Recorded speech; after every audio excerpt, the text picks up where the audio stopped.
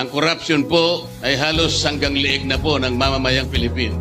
Ang manifestasyon po na nangyayari sa bansa natin, ang corruption, ay ang napakataas na presyo ng bilihin ngayon, lalong-lalo na ang pagkain. Hindi na kayang abutin ng karaniwang Pilipino.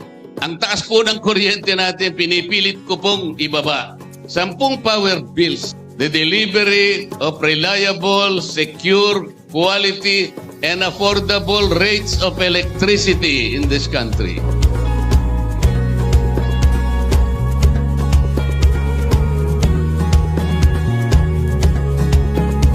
Hanapin po natin ang pagkakaisa at kapayapaan sapagkat napakaraming problema at hamon ang inaharap ng ating bansa. Huwag nating hanapin ang pagkakawatak-watak